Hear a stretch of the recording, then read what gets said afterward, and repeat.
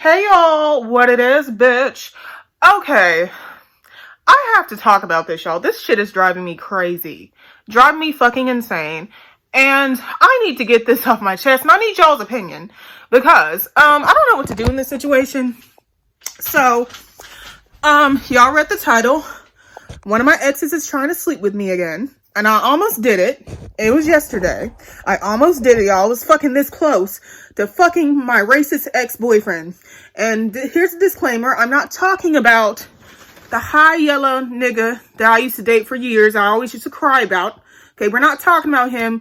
I'm talking about my white ex-boyfriend from before him that was just as toxic and just as emotionally fucked up as him. Probably worse, actually, because, yeah, I'm just going to get right into it.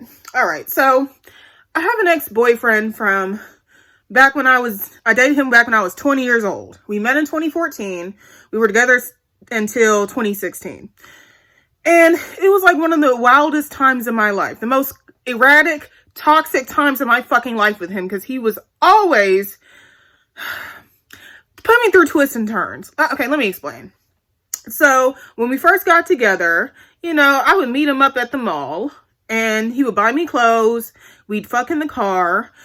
We'd fuck in the fitting rooms. And I would ask him, like, what happened to your car? He was one of those type of motherfuckers who would be like, oh, my car's in the shop. It'll come out next week. And his car never came out. I'm like, where's your fucking car, guy? And finally one day when I realized this guy's car is not coming out the shop, it's been fucking a month. Where's your car? My nigga, where's your car? And he was like, he starts crying. He starts bawling, claiming that he got in a horrible wreck and he got arrested for reckless driving, which turned out to be a fucking lie because I later look up his name and I see that he actually got arrested for drunk driving and he totaled the car. And I almost dumped him but me being a 20-year-old little naive girl who just got her first taste of some good dick, because I'm not going to lie to y'all. He has a big white cock, a BWC, y'all. He had about 8 inches of dick. And it was great, okay? It had me fucking in fitting rooms and in the back seat of my little Kia at the time. Like, we was fucking like rabbits at random places in public. Anyway, my point is, I was really digmatized. I was so digmatized that I let that slide, that he lied to me about why he didn't have a fucking car. Okay, but it only gets worse, okay? And then he lied to me about his living situation, y'all. When we first had sex the first time, we fucked in a dorm room. And I assumed that he went to that college. But come to find out, he was squatting in his friend's dorm room. He didn't go to that college whatsoever, okay? And eventually, his roommate kicked him out and his ass had to go to a homeless shelter. And I almost dumped him then, but he kept hitting me up talking about please don't leave me, Olivia. I'm falling in love with you. If you leave me in this time of my depression and me being homeless, I'm gonna kill myself. And it kind of pulled in my heartstrings. Okay, it wouldn't now. If someone were to say that to me now, I would know they're just a manipulating asshole. But I really believe that he might have offed himself if I dumped him. So we kept dating for a long time. And it got worse and worse by the fucking month. He started bossing me around, telling me I don't need to gain any weight. At the time, I was really skinny. Like, I was in the gym all the time. I was like 130 pounds, okay? I was tiny. I might post a picture so y'all can see. But yeah, every time he saw that I may have been gaining a little weight, he would be like, oh, you skipped the gym today? What have you been eating? Don't eat no Taco Bell. Bitch, I was a 20-year-old college student. Of course I was going to eat Taco Bell. But yeah, he started critiquing my body all the time. He started critiquing my hair, telling me that I better not wear my natural hair.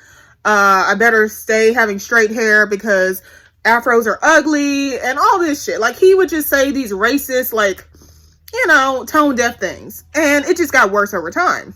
He went from saying, and then he started saying that my vagina looks like roast beef because it's so dark, but at least it feels good. So he criticized my body, my vagina, my hair type, my skin tone even, because he even told me I'm the darkest girl he would probably ever date.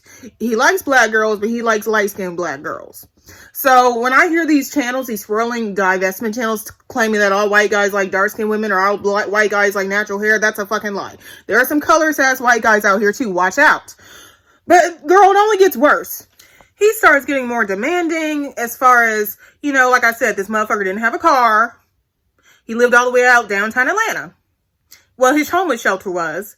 He kept getting so demanding. Oh, you better drive out here this day, that day, blah, blah, blah, please. Calling me multiple times. You know, motherfucker would call me like 20 times a day. Because like I said, he was dusty. He had a little job. There was a little shitty fast food job. And he would have all this time when he was off work to call me 20 times a fucking day to beg me to drive out to Atlanta when this motherfucker didn't even have money to give me gas money. Like I said, at the time I was a broke college student.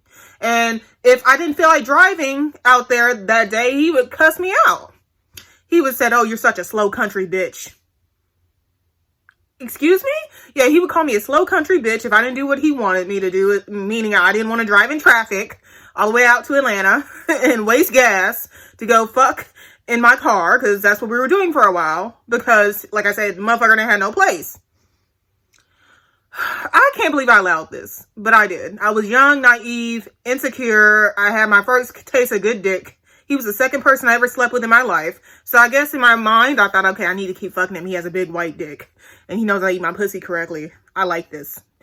This is the dangers of being dickmatized. Anyway, my point is, eventually he got his own place. It was a little Section 8 shitty apartment in the hood. Literally, I would come visit him and there would be crackheads and, you know, heroin addicts dead asleep in the hallway. Like I was always freaked out going there. I would never went there at night because it was that bad. I would drive up to his apartment complex. I get out. People be asking me for some fucking money because I had a nice car at the time. I had a nice new Kia at the time. So yeah. Anyway, my point is, if I would go to his house and if I didn't want to have sex for whatever reason, he would say, get the fuck out of here, you ugly ass bitch. You're ugly any fucking way. I don't want to have sex with you at all. He was like one of those motherfuckers who, if he got rejected for sex, he acted like an asshole. He would call you out your name. He called me an ugly chink bitch. He said I was a slow country bitch if I didn't do anything that he wanted me to do.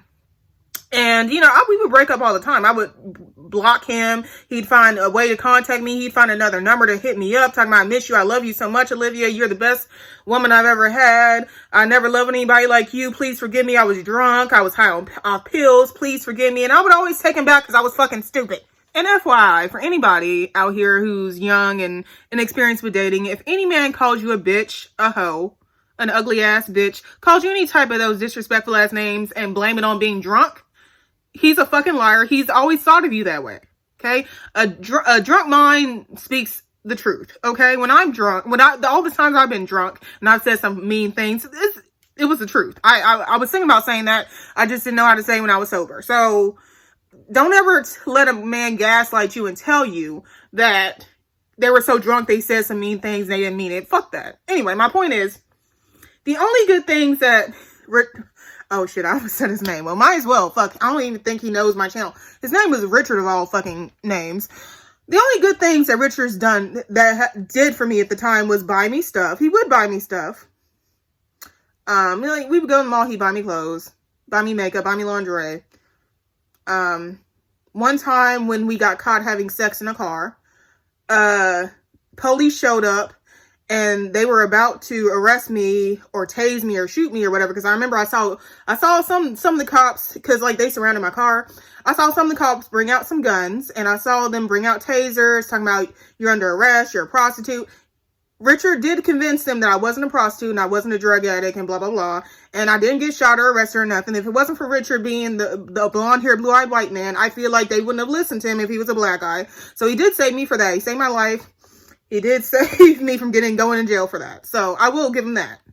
And then plus, girl, this is the real kicker, though, of our relationship. And so this was like year 2. I think we had just hit our second year anniversary of being together. And he's all like, why don't you move in with me? You know, I have my own place now. We've been fucking around for 2 years. We've been together, blah, blah, blah, blah, blah. I saved your life. And I'm like, no, I have to be here for my folks right now. And you don't have the best job. I don't have the best job. I don't think it's going to work. I don't think I should move in just yet. And guess what this motherfucker told me? Thank God we were on the phone. I don't know what would have happened if we were face to face having this conversation. Motherfucker said, oh, you're an ignorant ass nigger bitch anyway. I can't believe I even tried to ask you to move in. I don't want no nigger living in my house anyway. And he hung up the phone like a bitch. Y'all, I was so livid. I wanted to drive to Atlanta to beat his ass. Okay? So, of course, we broke up. Because I wasn't having it. Okay? I was not having it. I was not having no man call me the N-word, especially a white man of all people. If I wanted that shit, I would go on Ghetto Gaggers and actually get paid to be called racial names. And this wasn't the first time he said racial things to me, but he never outright called me a nigger until then when I rejected his advances. He would say comments like, because I remember one time I was submitting my DNA for the it was some DNA test I was submitting. He's like, oh, you gonna find your slave owners? Ha ha ha. Are you gonna just find out that all your ancestors were slaves? You gonna find the slave names? They're just gonna tell you that your family's just a bunch of slaves from Alabama. Like, he would say shit like that. So anyway, my point is, y'all, we broke up because I dumped his stupid ass. But here's the thing, y'all. As soon as I blocked his number, I remember a few days later, I got something in the mail and it was a fucking ring. He literally had, will you marry me in the box with the ring. It was a little shitty ring. It was like a few $100 shitty ring.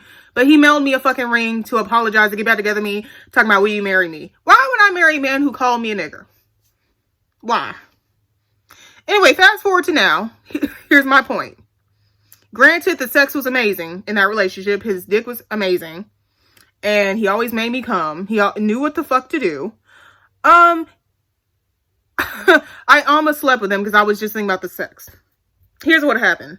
So a few days ago, you know how I told you guys I'm getting back on the dating scene. So I've been on OkCupid and stuff, right? And I happened to get a notification from a guy. Granted, he was using another name. I didn't realize it was him until, like, I really examined his pictures. But at first, I thought it was a totally different dude. Like I said, his hair was darker in these pictures. He looked like he gained some weight. So I had no idea it was my ex Richard until I really dissected the pictures and even asked my mom, like, is this him or not? So anyway, we exchanged numbers again. He starts hitting me up like, Olivia, is that you? You look so much better and different. Oh my God, I can't believe it's you. You're so gorgeous now. I can't believe, why didn't you look like that back when we were dating? I'm like, dude, you're the one who kept wanting me to stay skinny. The fuck? I'm 170 something pounds right now, okay? And back then, when I was dating him, I was 130 and he was still picking on me saying that I was getting too big. What the fuck? So since we exchanged numbers, because, you know, I was kind of bamboozled because he was using a different name. He was using his middle name instead of his first name on the dating app, OkCupid, and I at first didn't even recognize it was him. Since he got my number now, he's been sending me dick pics, talking about when can we fuck. Yesterday he was off work talking about, please come sit on my face right now like you used to do.